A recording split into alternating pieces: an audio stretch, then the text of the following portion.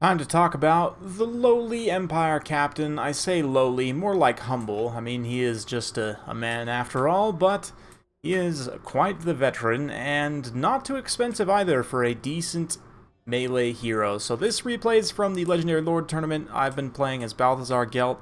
This is my second game. My first game I got absolutely crumped by Professor Pone's Imric. You'll see that on Turn's channel eventually, I'm sure. This one you'll probably also see there, but I wanted to show you this one because it's a great showcase of Empire Captains. I'm going to pause quickly and just go over the builds because this replay is pretty quick, but it's quite the scrap, I have to say. 4 Pistoliers on my side. Balthazar, I've got 2 Empire Captains in the air, rather. Yeah, Knights of the Blazing Sun, 4 Spearmen with shields, Sigmar's Sons, a Halberdier, and a Hellstorm Rocket Battery. 2 Bolt Throwers for the forces of Lokir Felheart. He's got Fire Sorceress, Dread Spears, a couple of Witch Elves, including Sisters of Singing Doom, 2 Blackguard, some Dark Riders, melee Dark Riders, Peter Crossbows, and Hold One Knights. So I'm going to be doing a little bit of skirmishing here early game. He does manage to get a charge on these Pistoliers, although was it actually a charge? I'm not sure. Maybe it was just a movement order because they don't seem to be following up. Didn't do a whole lot of damage, but one Pistolier definitely getting shredded by the 2 Bolt Throwers. We open up with the Rockets on the Blackguard here, trying to disrupt. And my whole plan here, just to kind of talk about a little bit of tactics, we've got this impassable terrain piece right here, and then kind of this open space here. Another passable terrain piece, more open space. So no white line camping. I'm just kind of spreading myself out between these different impassable terrain pieces. There's another one kind of over here, utilizing this forest for cover. And the idea is we want to break up the Dark Elves' assault as much as we can and kind of fight them piecemeal, because their units 1-to-1 are going to be largely better than mine. And in this case here, like these Blackguards plus the Witch Elves together are serious threats to my heavy cavalry, and my infantry is just, there's no way for my infantry to win this fight by themselves, right? Likewise, I don't really have a lot of great targets for going after Lokir, who is currently over there on foot, as we see a fireball get slung, except to try and goon him with the 2 Empire Captains together, and Balthazar also, preferably. So Balthazar, not a pushover, 70 charge bonus, 336 weapon strength with that metal shifting active, 85 charge on the Empire Captains, 375 weapon strength, 50 attack, 40 defense, so really not the most amazing stats in the world, but charge is one thing that they do very well, especially up on the Pegasi. Pegasi. Anyway, yeah, Pistoliers coming up, just doing some more counter skirmishing here. Again, trying to break up the assaults. We come down 1 Knights of the Blazing Sun, hit and run on those Fear Spears, and then pull back away, let the Spearmen kind of screen that out there. Pistoliers managed to deal with this kind of flank situation quite well. Done a ton of damage to these Dark Riders, now unloading into the side of those Dread Spears as well. I see a nice juicy target for me to try and charge. I'm going to tie down these Blackguard with the Spearmen here. Punch straight into the face of the Witch Elves with the Knights of the Blazing Sun and try and pull away. I also see these Dark Riders pull up like they want to shoot in here at my Knights, so we're going to drop some Searing Doom on them. They can either move or feel the pain. They choose to feel the pain somewhat. Do manage to dodge some of it, but the Witch Elves are actually fast enough. They're kind of catching these Knights of the Blazing Sun.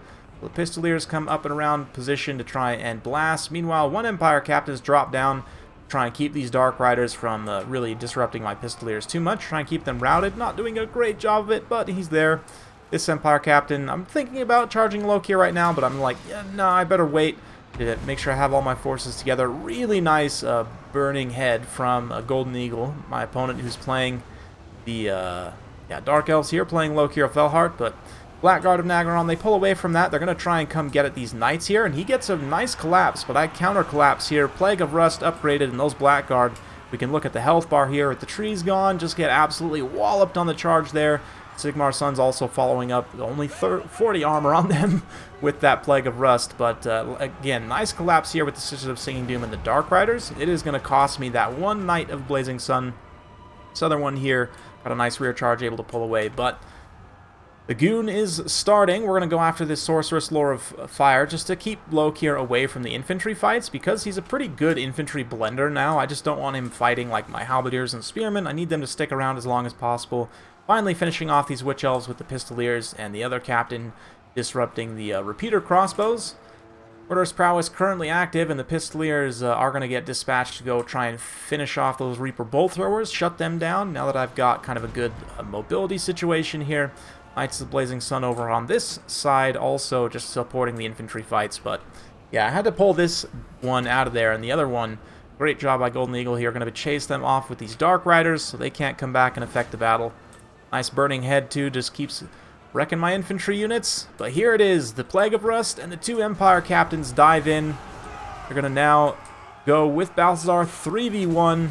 Dreaded Duelist, no doubt, gets popped here as soon as it's off cooldown for Lokir. But I talked a little bit about this in my single entity video recently, about how, going numbers on single entity fights is usually the way that you can, kind of guarantee a win for yourself. I have to say here my positioning is not great in that not all three of them are actually fighting Lokir at the same time. Like, it's kind of like this Empire Captain fights by himself with Balthazar. Not by himself, but with Balthazar, right? But he then gets routed. Lokir's able to beat the one, but then, Balthazar's still getting hits this whole time, and now this other captain comes in here after all that's said and done. And a little bit inefficient there by me, but we're still able to get the job done. Lokir now done for, and that does put a pretty big dent in the leadership of the Dark Elves. We've still got these Blackguard here.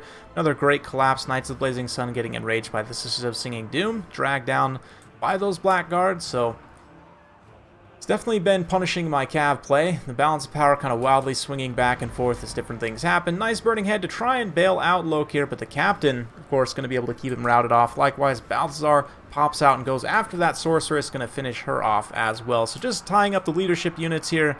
Pistoliers had come in. The kind of the strat is, especially with Murderous Prowess active, you might actually lose to the crews if your Pistoliers are tattered. So we charged in, took them off their pieces, and then pulled back and shot them in the face, because, we didn't want them shooting us, certainly. But Golden Eagle's going to try and do his best here to make a stand up on the hill in the forest. He's got Lokir, Fellheart, trying to bail him out with the Sisters of Singing Doom. Unfortunately, the Dark Riders with the Pewter Crossbows can't hold their leadership together. And the Rockets, which, did get some damage in, haven't been too much of a factor. Two of them have been destroyed by the Bolt Throwers, actually. Only one piece is still online, but the crew able to be bailed out by some tattered spearmen here in the corner. Dark Elves not having the resources to pursue. And that's going to get back online. These Blackguards are certainly still threatening. They've got the Sisters of Singing Doom here as well. Empire Captain fighting in the forest where he is getting some debuffs, but he's got his Halberdiers in support. And Balthazar also is coming back. Got a nice Searing Doom dropping. Does some decent damage to Blackguard. Probably should have used Plague of Rust first. I'm going to actually do that in reverse order now. And Plague of Rust. But really I was waiting for these Cav. Last unit of Knights of the Blazing Sun. A handful of models left. Man, Plague of Rust plus Charge has to be one of my favorite combinations for the Empire. And the Empire Captain's part of that with his 85 charge bonus. Of course, Knights of the Blazing Sun have something like 78 charge bonus.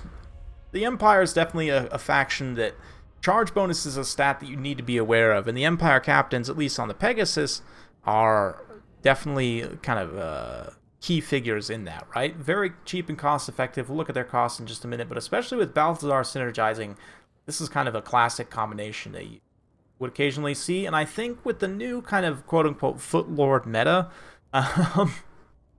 this is a combination that can potentially punish certain Footlords in a quick timing push. If you have, all three of them healthy, drop a quick Plague of Rust with proper support units around, or at least not too many enemy support units, they can quickly drop a character. Melee combat character. In terms of the valuations, if you kind of average the value of the two of them, they probably pay for themselves. And Spearmen just doing their thing, they're kind of just here to help defend. Same thing, Halberdiers actually do pay for themselves. Oh man, let's not look at the Sigmar Sun's damage valuation too hard. Knights Blazing Sun, interestingly enough, they don't get all, I don't know, it seems like they should have more value than that, but I guess they technically didn't pay for themselves. The Pistoliers most certainly did, though. Excellent kind of support on that flank there to help break up with the kind of impassable terrain there, forcing some weird engagements. Hellstorm Rocket Battery almost paves for itself, which is a win in my book. Lokir did manage to get quite a bit of damage done, but getting gooned there is pretty rough. Yeah, I was able to manage the Blackguard and the Witch Elves well enough by kind of using the Knights of the Blazing Sun almost as a distraction. I mean, definitely from Golden Eagle's perspective, he does need to use these guys to try and shut down my Knights.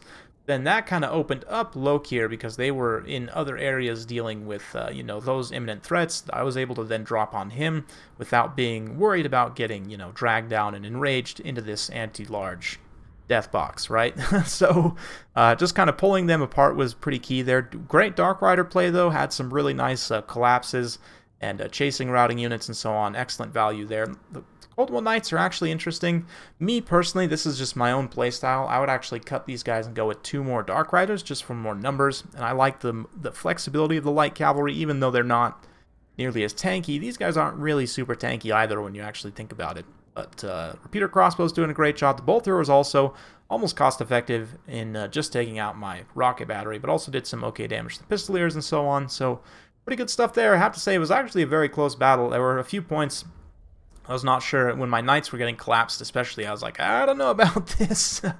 That's, yeah, not great. But at the same time, just seeing the opportunity for Lokir, capitalizing with the captains, great stuff. And I've talked a lot about captains in other videos, especially just taking them, even if you have, an empty single entity slot, which you almost always will as Empire.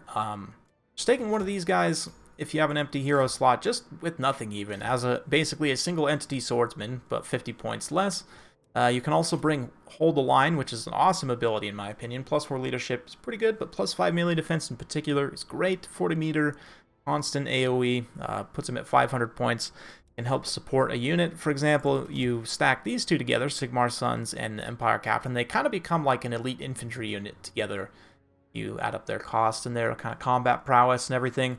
Then, of course, you've got a number of mount selections, so I want you to note, even on the Warhorse, 70 charge bonus is really, really nice. Barded Warhorse, of course, same, but like here, 78 speed is really good with 70 charge. Not a ton of weapon strength, but once you add the weapon strength in, it looks a lot better.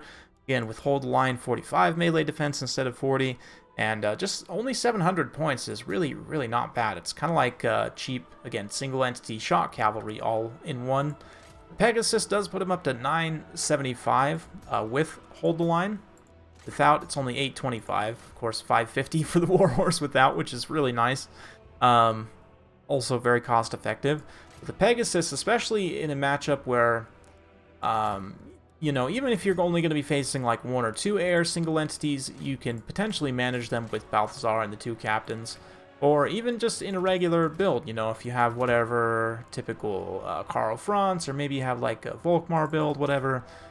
Maybe you're running like a demi box or something. And, you've got your Volkmar, Lore of Life, Wizard, just as an example.